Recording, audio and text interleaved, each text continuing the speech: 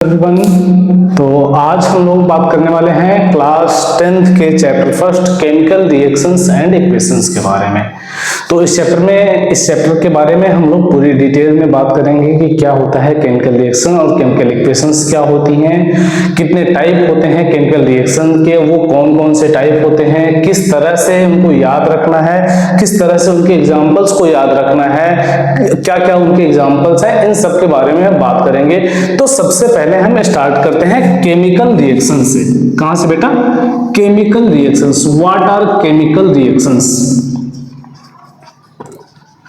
ठीक है, तो केमिकल रिएक्शंस देखो, साइंस को हम हमेशा अपने नेचर से, अपने एनवायरनमेंट से अगर जोड़ करके पढ़ते हैं तो वो हमें अच्छे से समझ में आती है और अच्छे से समझ में आती है। जैसे कि अगर हम बात करते हैं कि सबके घर में तवा होगा, तवा अगर हम बाहर छोड़ देते हैं रात भर के लिए तो सुबह तक उसमें देखते हैं कि डॉटेड कुछ ब्राउन कलर के डॉट्स बन जाते हैं, जंग लग जाती है, जैसे लोहे में जंग लग जाती है, इस तरह से देखते हैं। तो अगर हम बात करें कि केमिकल रिएक्शन क्या होती है, जब भी कोई केमिकल चेंज होता है, जब भी कोई केमिकल चेंज होता है तो वहां पे केमिकल रिएक्शन होती है।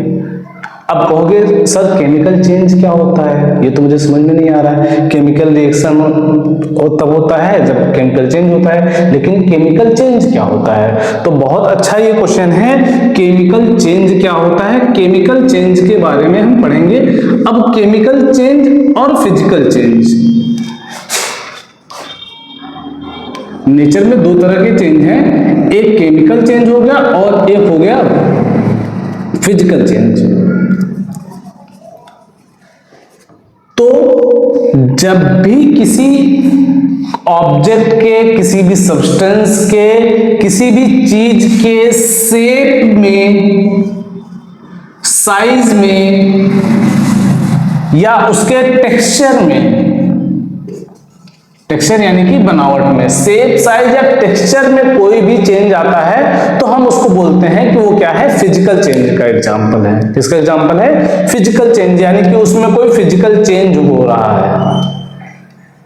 ठीक है, तो उस टाइप की रिएक्शन को भी हम फिजिकल रिएक्शन भी बोलते हैं। जैसे एग्जांपल में अगर हम देखते हैं कि कोई भी चीज है, कोई प्लास्टिक की चीज है, आपने उसको बेंड कर दिया, फिर से वो सीधी हो गई, या आयरन की कोई रॉड है, आपने उसको बेंड कर दिया, फिर से सीधी हो गई, यानी कि उसकी शेप में चेंज हुआ, साइज में चेंज हुआ, टेक्सचर में चेंज हुआ, लेकिन है तो वो वही सब्सटेंस, उस सब्सटेंस की कंपोजिशन में, यानी कि उसमें जो मिलावट है जिनसे वो मिलकर के बना, उसमें कोई चेंज नहीं हुआ है। जैसे अगर हम बात करते हैं कि ये बोर्ड किस चीज का बना हुआ है? बोर्ड बना हुआ है बेटा लकड़ी का। किसका बना हुआ है? लकड़ी का।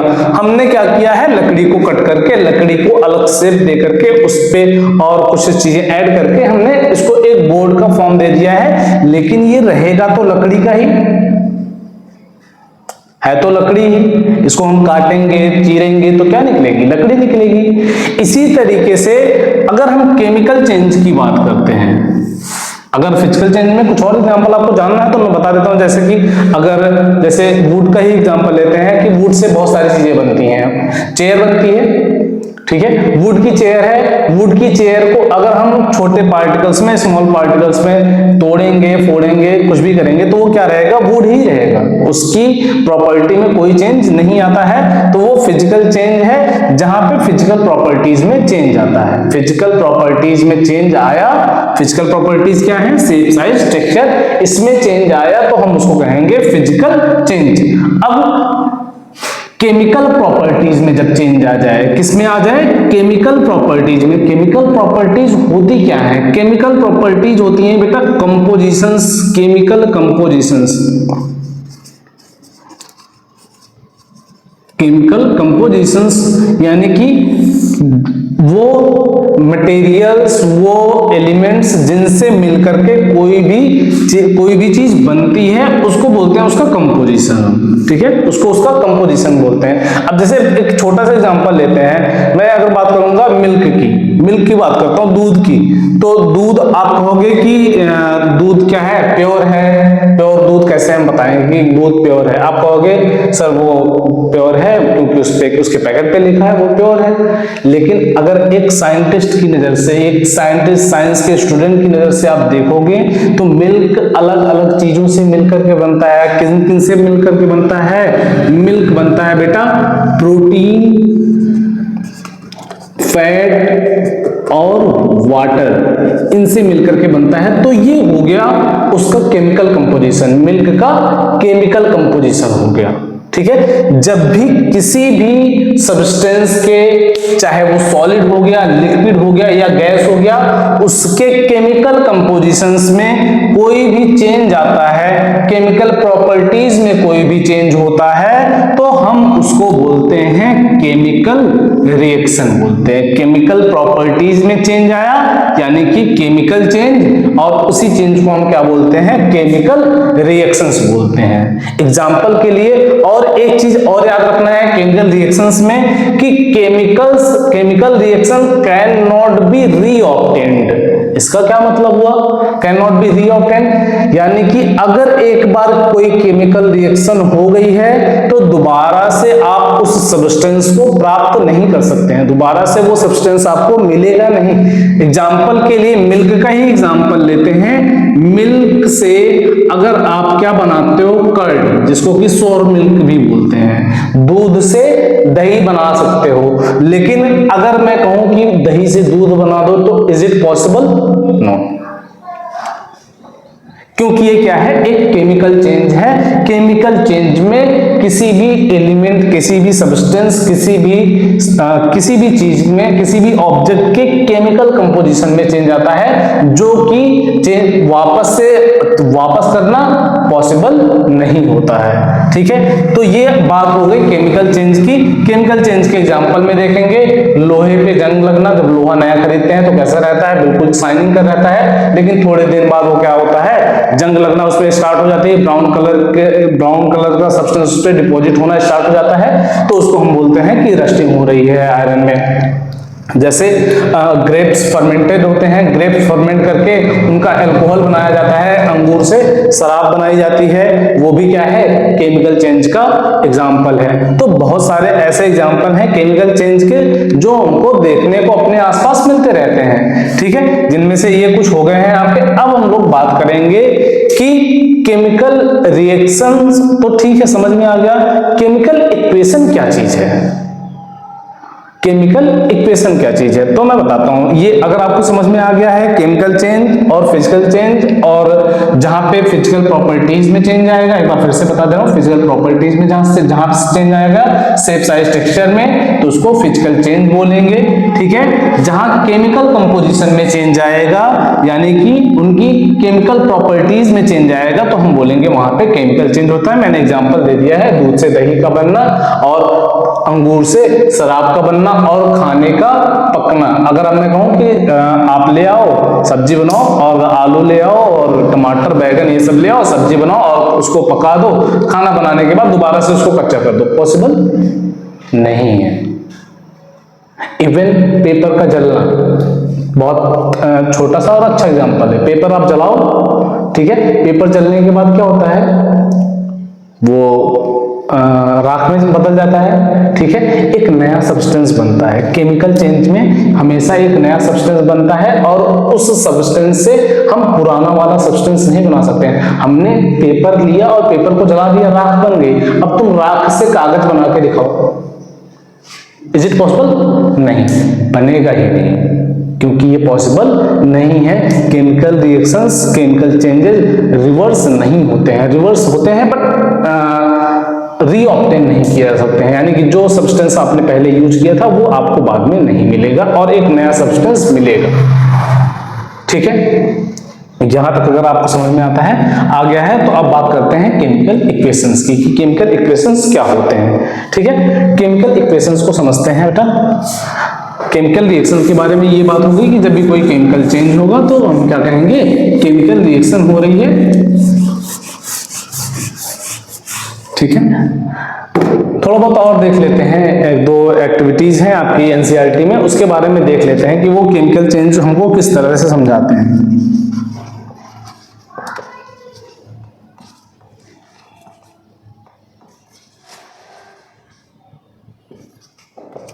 केमिकल रिएक्शन की 4 प्रॉपर्टीज दी गई हैं कि जहां ये 4 चीजें होंगी वहां पे समझ लेना कि कोई ना कोई केमिकल रिएक्शन हो रही है, वहां पे कोई ना कोई केमिकल रिएक्शन हो रही है। इसमें सबसे पहले change in colour, change in colour. अगर कोई भी सब्सटेंस है वो बाद में उसका कलर चेंज हो जा रहा है, यानी कि उसके साथ कोई ना कोई केमिकल रिएक्शन हुई है, ठीक है।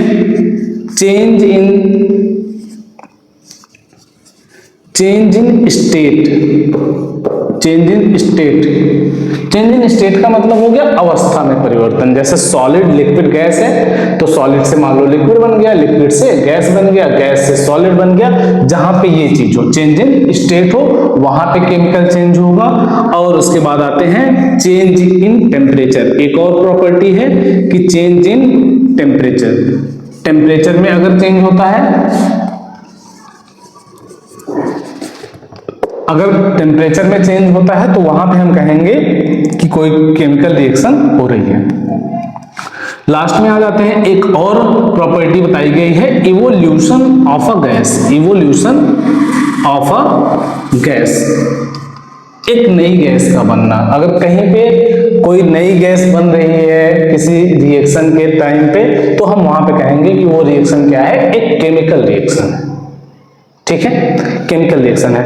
तो जो एनसीईआरटी में एक्टिविटी फर्स्ट है, एक्टिविटी 1.1 है, उसमें बताया गया है एक केमिकल चेंज के बारे में, वो मैं बता रहा हूं, ये आप नोट कर लेना, इंपॉर्टेंट है, पूछा जाता है ये क्वेश्चन एग्जाम में पूछा जाता है कि इनमें ये आपको पता भी होना चाहिए कि अगर कलर में चेंज हो रहा है, स्टेट में चेंज हो रहा है, टेम्परेचर में चेंज हो रहा है। चेंज इन टेम्परेचर का मतलब ठंडा गर्म, ठीक है, दोनों। चेंज का मतलब क्या होता है, ये नहीं कि चेंज का मतलब कोई चीज बढ़ ही रही है, चेंज मतलब चेंज हो रहा है, कम भी हो सकता है, ज्यादा भी हो सकता है, ठीक है। इवोल्यूशन ऑफ अ गैस, कोई नई गैस बन रही है, तो वहां पे भी ये चीज आप देख सकते हैं, ठीक है।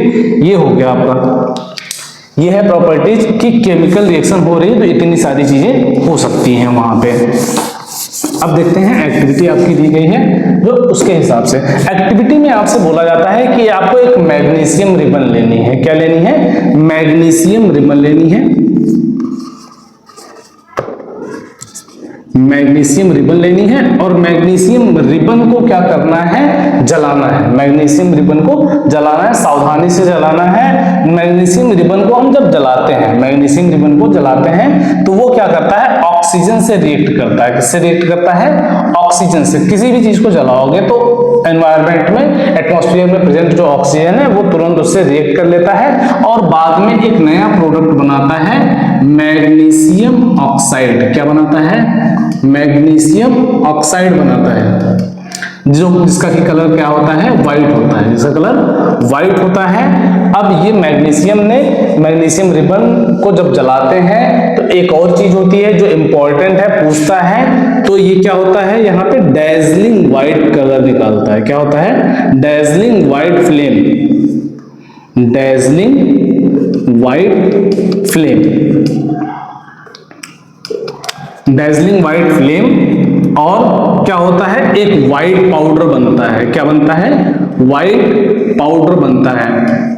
व्हाइट पाउडर का नेचर कई बार पूछा जाता है, तो ये व्हाइट पाउडर बेसिक होता है। बेसिक यानी कि इसमें बेस होता है। ये कैसा होता है, बेस होता है। और ये कुछ है क्या, मैग्नीशियम रिबन को लिया, जलाया, उसकी राख ही है, उसकी राख ही है जो व्हाइट कलर की बनी हुई है।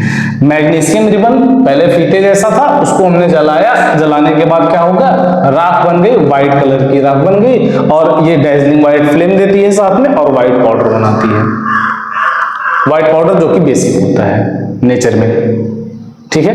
और एग्जांपल्स हैं, और एक एग्जांपल है कि हम क्या करते हैं, जिंक मेटल को लेते हैं, जिंक मेटल को लेते हैं और उसको रिएक्ट करवाते हैं, उसमें डालते हैं हम H2SO4 या HCl, कोई भी गैस, सॉरी कोई भी एसिड डालते हैं, H2SO4 या HCl एसिड डालते हैं। तो वो क्या करता है, जब भी हम ऐसा करते हैं, जिंक में कोई भी और जिंक एक मेटल है, आपको पता होना चाहिए, जिंक एक मेटल है। जिंक मेटल में कोई भी हम एसिड डालते हैं, चाहे वो HCl हो गया या फिर H2SO4 हो गया, तो ये क्या करता करता है, यहाँ पे समझाने की जो कोशिश की गई है, ये इक्वेशंस के बारे में हम बाद में समझेंगे, बस अभी आप एग्जांपल के तौर पे समझो कि जिंक है, जिंक में HCl हाइड्रोक्लोरिक एसिड H2SO4 जिसको सल्फ्यूरिक एसिड बोलते हैं, डाइल्यूट में डालते हैं इसको हम किसी बीकर में, दोनों को साथ में, तो एक नई गैस बनती है जिसका कि नाम क्या है, hydrogen gas. Evolution of a gas का एग्जांपल ये हो गया।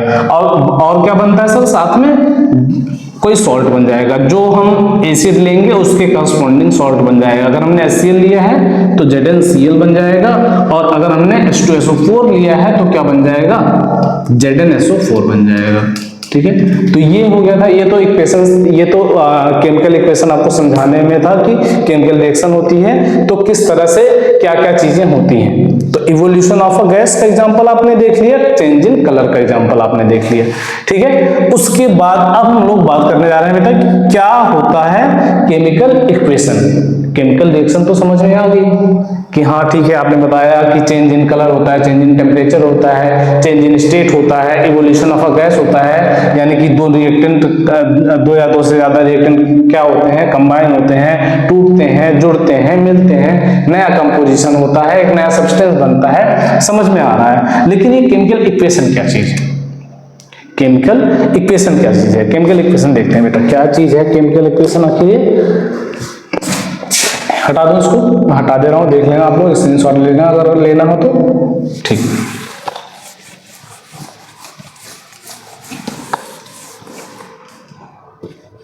अब हम बात करते हैं केमिकल इक्वेशंस की। तो केमिकल रिएक्शन, अभी जैसे मैंने आपको बताया कि मैग्नीशियम को हम लोग जलाते हैं, मैग्नीशियम मेटल को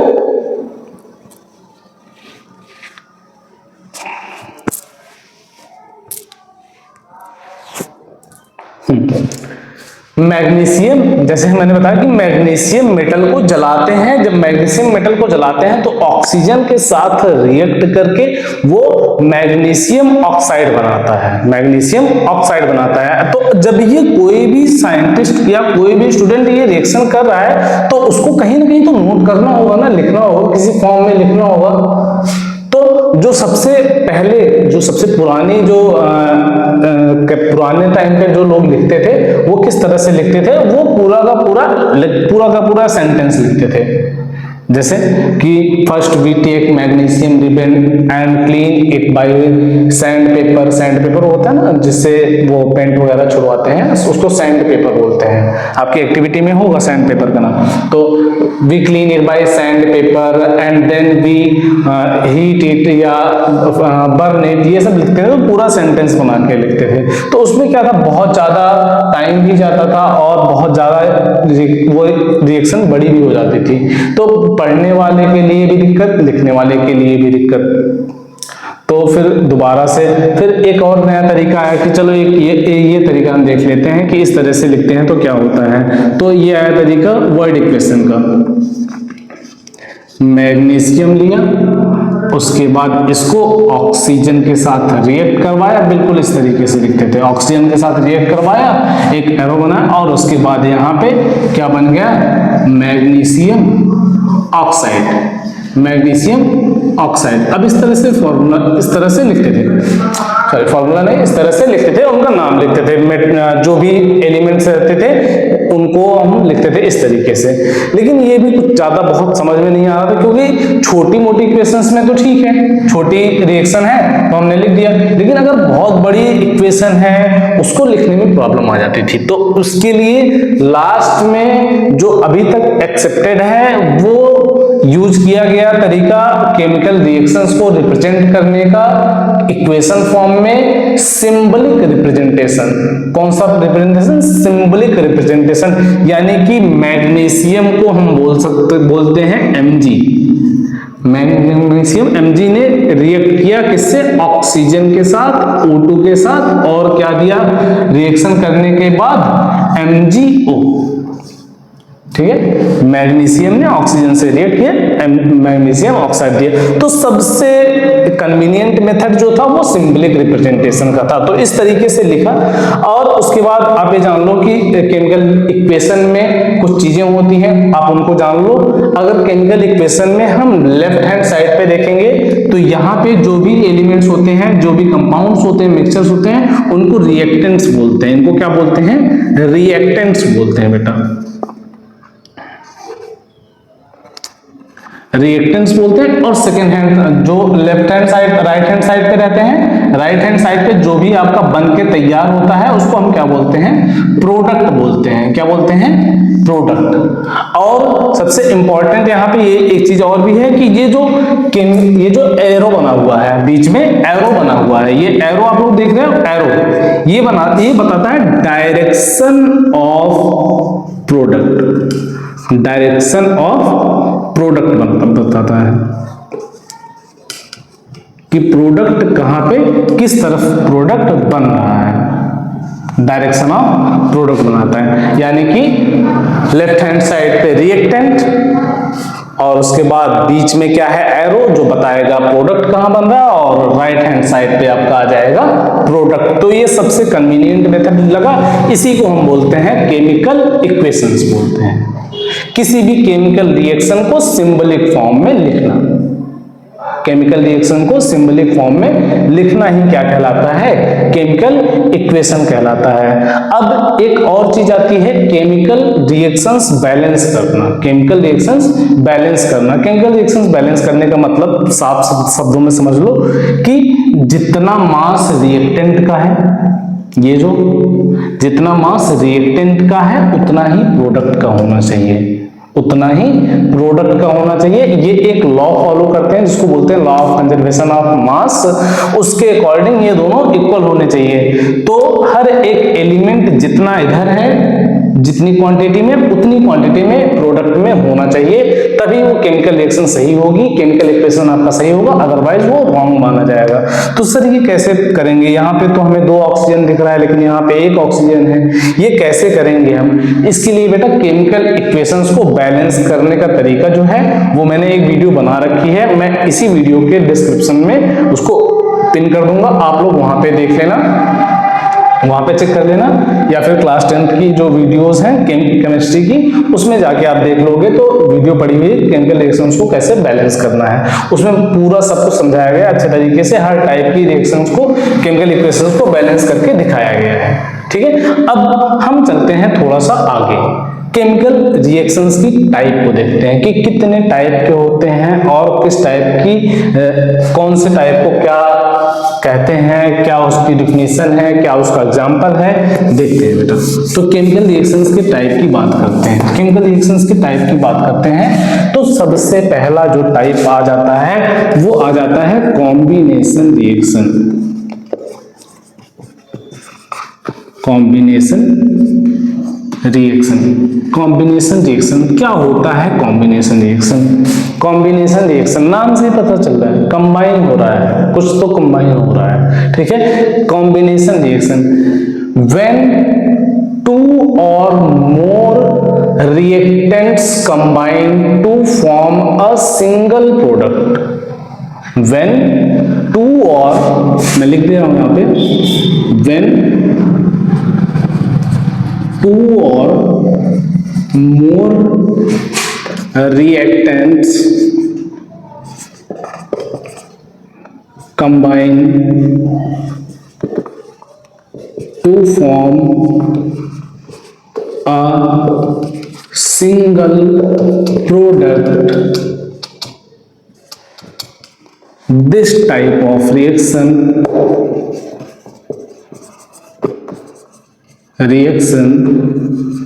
is called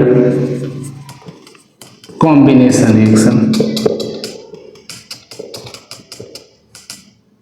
कॉम्बिनेशन रिएक्शन क्या मतलब हुआ सर इसका? दो या दो से ज्यादा रिएक्टेंट्स कंबाइन होंगे और एक सिंगल प्रोडक्ट बनाएंगे, उनको हम कहेंगे कॉम्बिनेशन रिएक्शन। एग्जांपल के लिए ऐसे समझते हैं पहले, उसके बाद मैं आपको एग्जांपल देता हूं केमिकल्स के। पहले हम ऐसे समझते हैं, जैसे मान लीजिए कोई रिएक्टेंट है X और ये क्या रिएक्ट करता है Y से, X रिएक्ट करता है Y से और बनाता है क्या XY। बस एज सिंपल, X रिएक्ट करता है Y से और बनाता है XY। ये हो गया कॉम्बिनेशन रिएक्शन। क्या हो गया? Combination reaction. एग्जांपल के लिए एनसीईआरटी में जो दिया गया है हम देखते हैं, वहां पे हम लेते हैं CaO। क्या लेते हैं? कैल्शियम ऑक्साइड बोलते हैं बेटा इसको। क्विकलाइम इसका जनरल नेम है और केमिकल नेम है इसका कैल्शियम ऑक्साइड। कैल्शियम ऑक्साइड को जब हम वाटर से रिएक्ट करवाते हैं, H2O वाटर से रिएक्ट करवाते हैं, ठीक है, तो ये क्या करता है, ये एक नया सब्सटेंस बनाता है जो है CaOH ट्वाइस। CaOH ट्वाइस इसको बोलते हैं, इसको बोलते हैं स्लैग्ड लाइम। क्या बोलते हैं? स्लैग्ड लाइम बोलते हैं इसको, बुझा चूना बोलते हैं वैसे हिंदी में। और ये है क्विक लाइम, चूने का पत्थर होता है, ठीक है। और उसके साथ साथ ये क्या करता है? हीट रिलीज करता है, हीट रिलीज करता है। अब समझना है यहाँ पे क्या क्या है। कैल्शियम ऑक्साइड, क्विकलाइम हमने लिया और उसमें क्या डाला? पानी डाला। जब हम क्विकलाइम में पानी डालते हैं तो स्लैग्ड लाइम बनाता है और उसके साथ साथ हीट रिलीज होती है। तो अगर आपको पता होगा कि जो चूना होता है, इसको चूना बोलते हैं, चूना होता है सूखा चूना, कैल्शियम ऑक्साइड चूने का पत्थर, छोटा सा चूने का पत्थर। कुछ चूने के पत्थर अगर आप लेते हो कैल्शियम ऑक्साइड, एक बीकर में लेते हो और उसमें आप डालते हो पानी।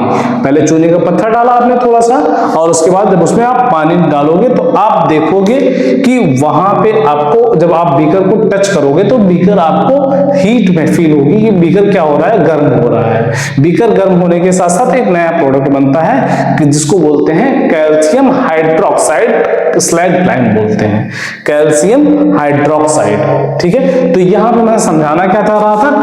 कॉम्बिनेशन रिएक्शन, यानी कि दो रिएक्टेंट्स कंबाइन हुए और कितने प्रोडक्ट बनाए? एक प्रोडक्ट बनाया उन्होंने। तो ये है कॉम्बिनेशन रिएक्शन और ये कॉम्बिनेशन रिएक्शन का एग्जांपल हो गया है। एग्जांपल फर्स्ट इसको आप नोट कर सकते हैं, ठीक है। दूसरा ये तो हो गया कॉम्बिनेशन रिएक्शन, कैल्शियम ऑक्साइड और पानी के मिलने से बन गया कैल्शियम हाइड्रोक्साइड स्लैग्ड लाइम। अगर दूसरे एग्जांपल की बात करते हैं तो बर्निंग ऑफ कोल। सेकेंड में अगर हम देखें, बर्निंग ऑफ कोल, कोल पता है ना, कोयला। कोयला क्या है? कार्बन जब जलता है यानी कि ऑक्सीजन से रिएक्ट करता है तो क्या बनाता है? CO2 कार्बन डाइऑक्साइड बनाता है और साथ में क्या रिलीज करता है? हीट रिलीज करता है। पता है हीट रिलीज करता है, C+O2 CO2 प्लस हीट। ये हो गया दूसरा एग्जांपल आपका, ठीक है। और एक दो एग्जांपल और है, उसको भी आप लोग देख लेते हैं। एक और एग्जांपल है मेरे ख्याल से, हाँ, फॉर्मेशन ऑफ वाटर है। मैं यहाँ पे लिख दे रहा हूँ, ये हटा दे रहा हूँ, ऊपर लिख दे रहा हूँ, आप लोग नोट कर लेना।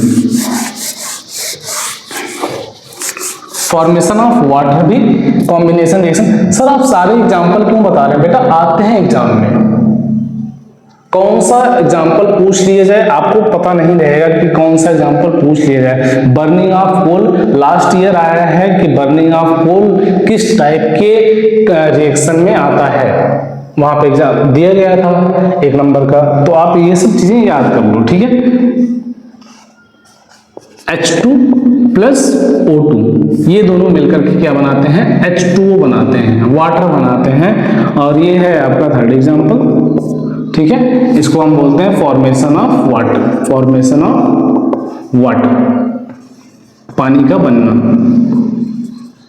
पानी का बनना भी क्या है? कॉम्बिनेशन रिएक्शन का एग्जाम्पल है, ठीक है। तो एक बार इसको फिर से देख लेना कि when 2 or more reactants combine to form a single product, this type of reaction is called combination reaction। Example आपने देख लिया है, ये सारे एग्जाम्पल हैं।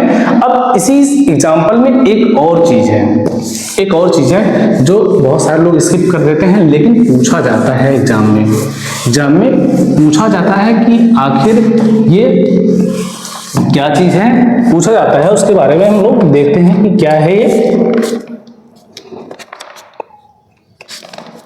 ये जो कैल्शियम हाइड्रोक्साइड बना था, ये जो कैल्शियम हाइड्रोक्साइड CaOH ट्वाइस बना था, याद रखना एग्जाम में पूछा जाने वाला क्वेश्चन है। कैल्शियम हाइड्रोक्साइड जो बना था, अगर इसी का रिएक्शन हम करवाते हैं कार्बन डाइऑक्साइड से, किसके, कार्बन डाइऑक्साइड से, तो ये क्या करता है, कैल्शियम कार्बोनेट बनाता है, CaCO3 कैल्शियम कार्बोनेट बनाता है और इसके साथ साथ वाटर बनाता है।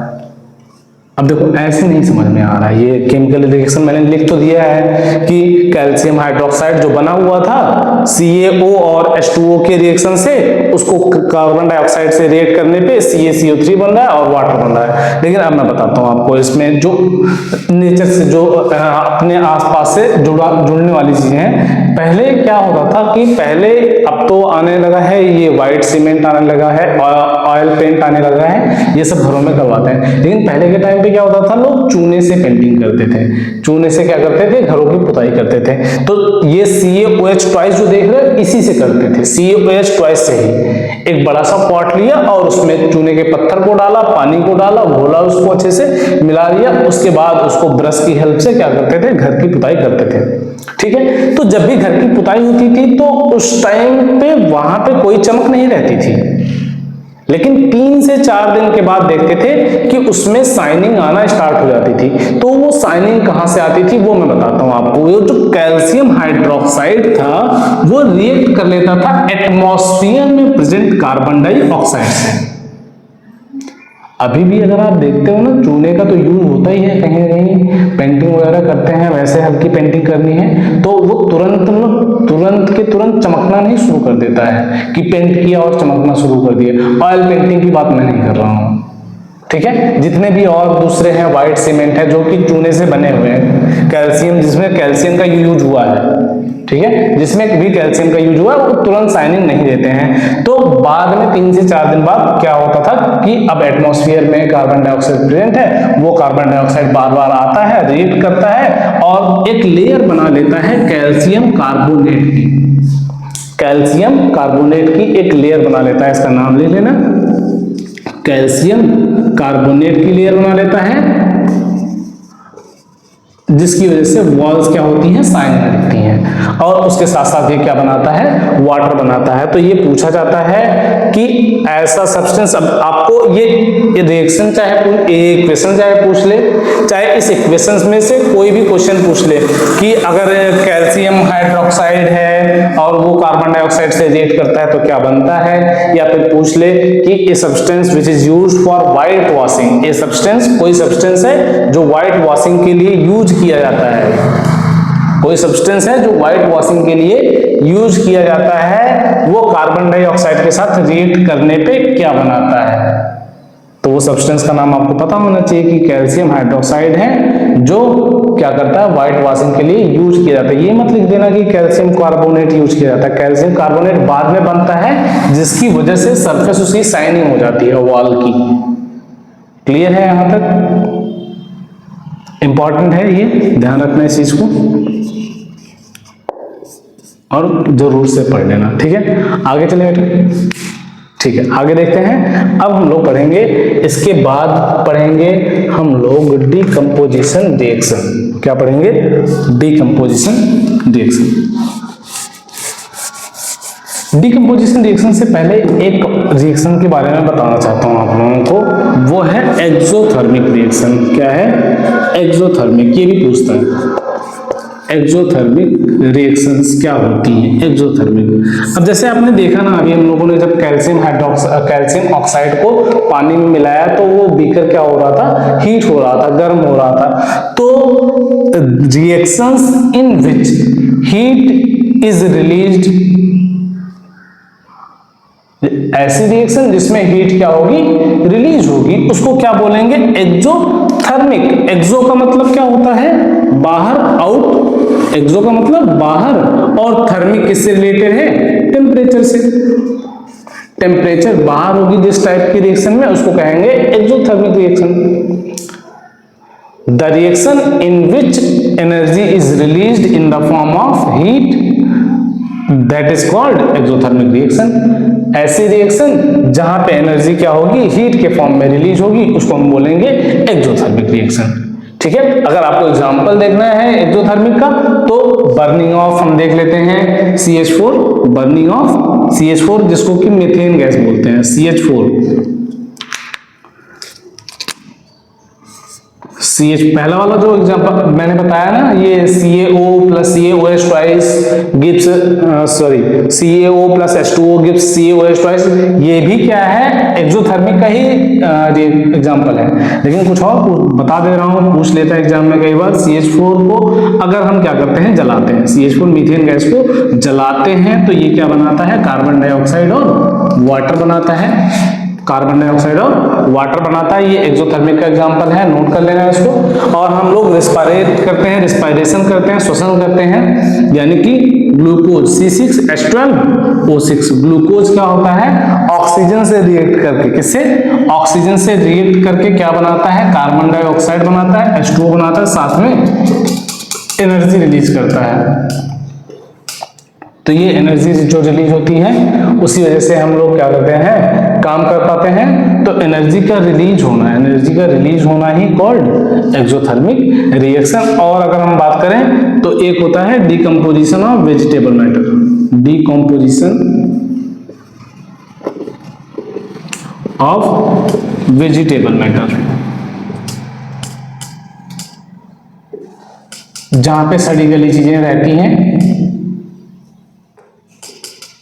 सड़ी गली चीजें रहती हैं, वहां पे अगर आप देखोगे तो वहां से हीट रिलीज होती है। तो ये 3 एग्जांपल हो गए आपके एक्सोथर्मिक रिएक्शन के।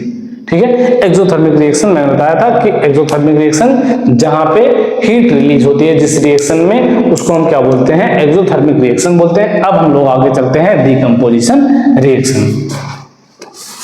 इरेज कर दे रहा हूं इसको, आप लोग नोट कर लीजिएगा। कहोगे सर पूछा जाता है क्या ये सब? हाँ बेटा पूछा जाता है। एक्सोथर्मिक का एग्जांपल बता दो, कॉम्बिनेशन का एग्जांपल बता दो, डिकम्पोजिशन का एग्जांपल बता दो, सबका सब पूछा जाता है। तो अब आते हैं हम लोग डिकम्पोजिशन रिएक्शन पे।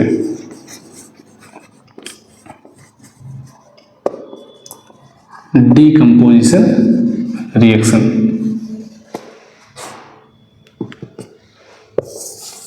ठीक है, पहले मैं डेफिनेशन लिख दे रहा हूं, उसके बाद समझा रहा हूं। When a single reactant breaks down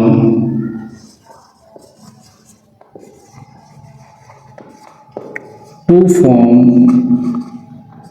simpler products, this type of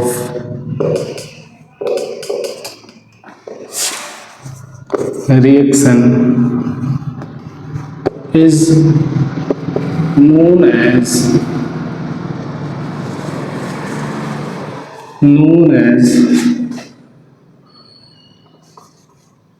decomposition reaction।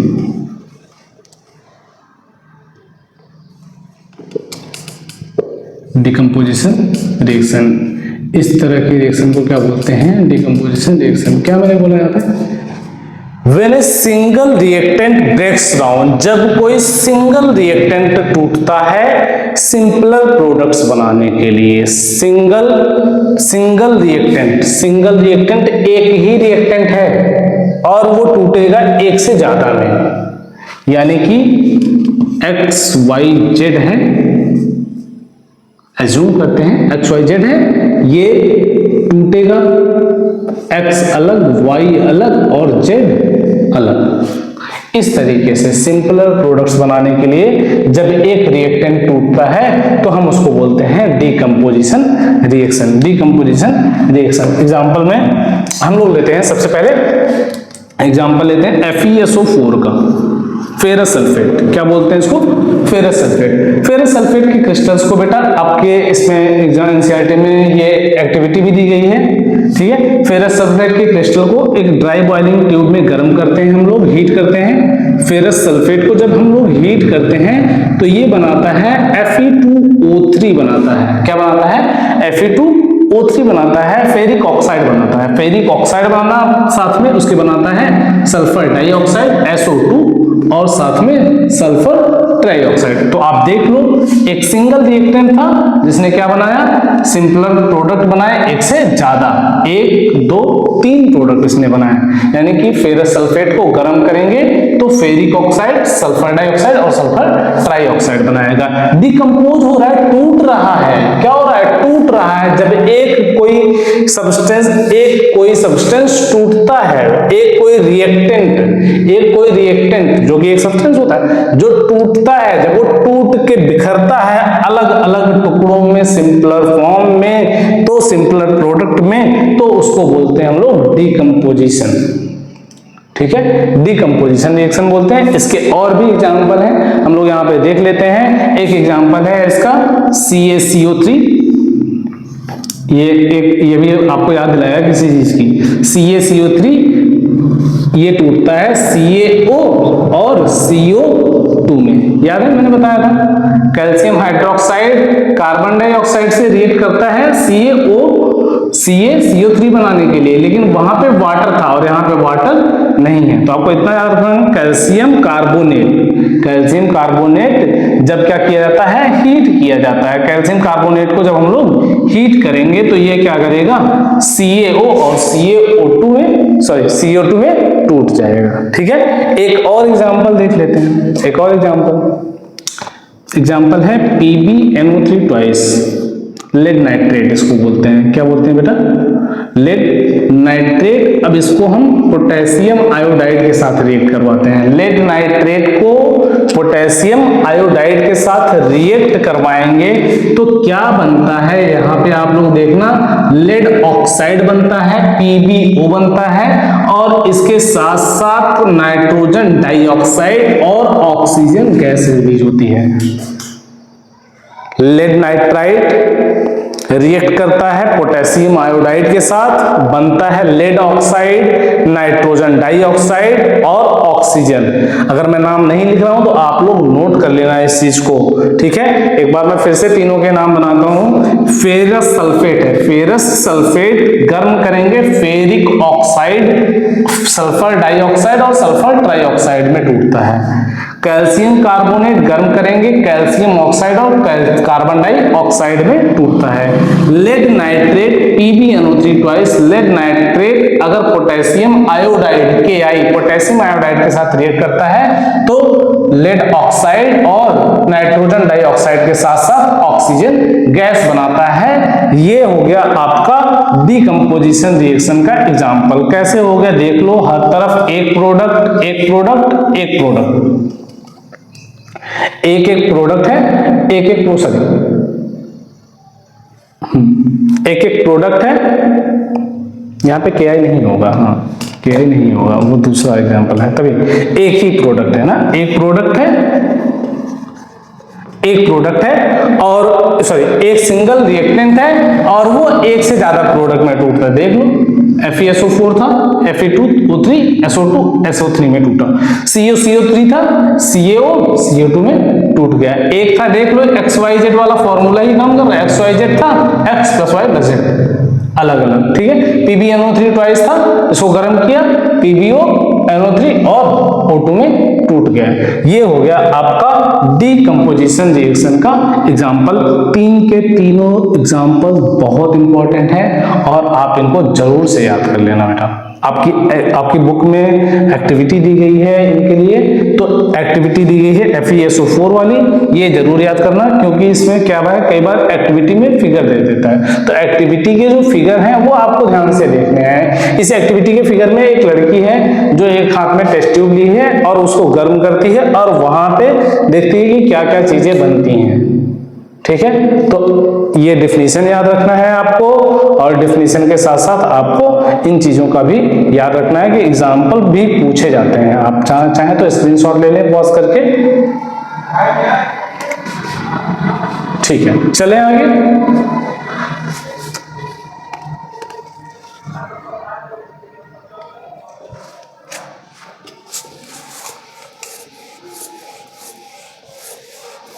सबसे जो लेंदी है वो डिकम्पोजिशन रिएक्शन ही है, डिकम्पोजिशन रिएक्शन ही सबसे लेंदी है। डिकम्पोजिशन रिएक्शन में और एग्जांपल है, एक तो एक्टिविटी पूरी की पूरी दी गई है, एक एक्टिविटी दी गई है पूरी की पूरी, बहुत बड़ी एक्टिविटी है, उसमें क्या करते हैं, वाटर लेते हैं, क्या लेते हैं बेटा, वाटर लेते हैं और वाटर को अलग अलग तोड़ते हैं, यानी कि वाटर में इलेक्ट्रिसिटी फ्लो कराते हैं, क्या करते हैं, इलेक्ट्रिसिटी फ्लो कराते हैं,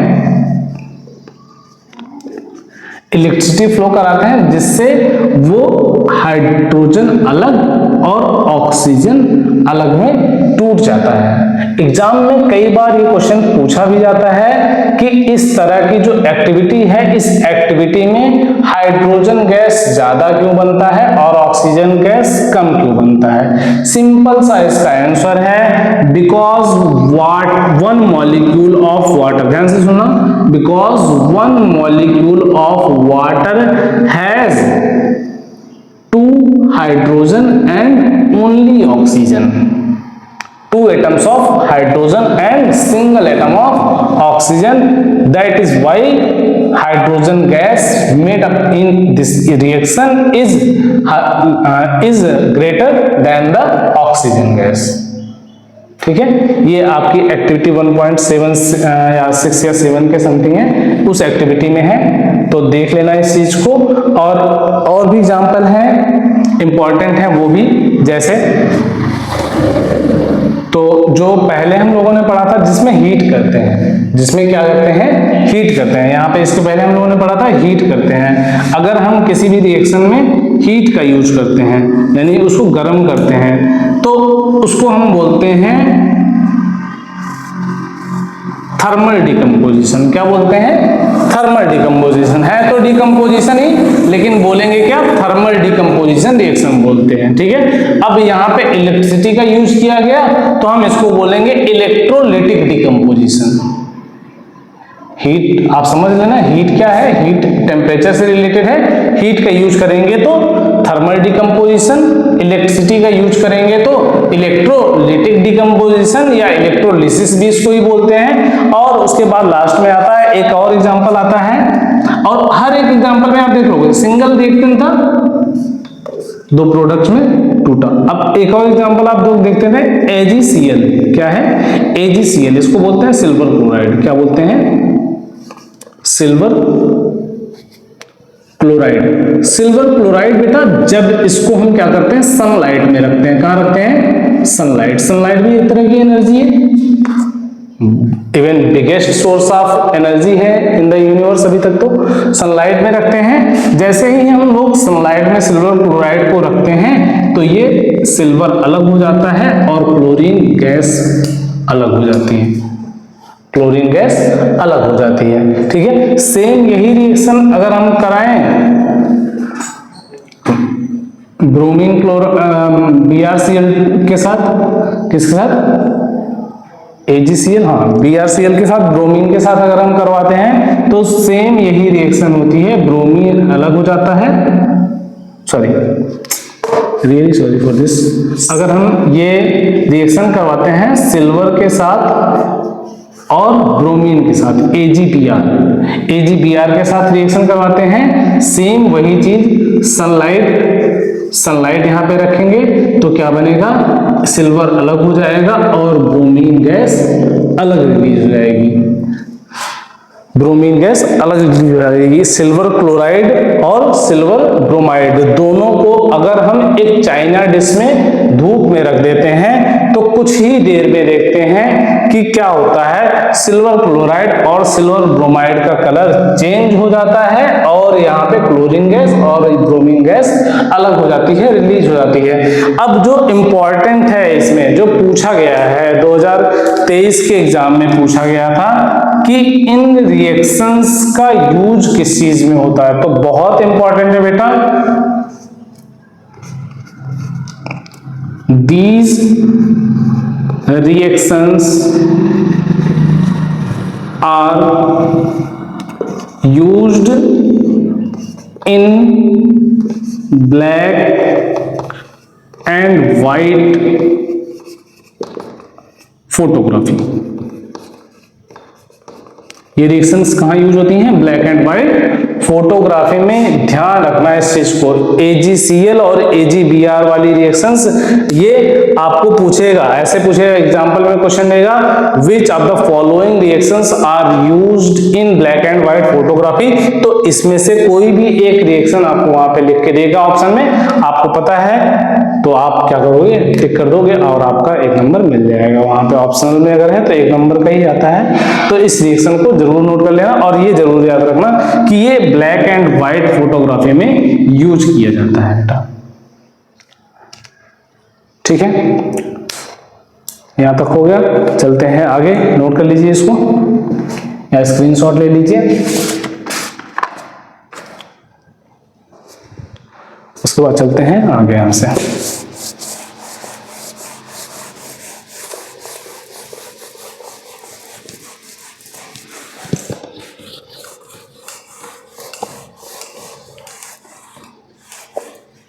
आज ये चैप्टर खत्म कर देंगे, थोड़ा सा और बचा हुआ है। ठीक है, डिस्प्लेसमेंट रिएक्शन है और डिकम्पोजिशन रिएक्शन है, दोनों डबल डिस्प्लेसमेंट और डबल डिस्प्लेसमेंट दोनों हैं। दोनों को हम लोग आज खत्म करेंगे यहीं पे। ठीक है।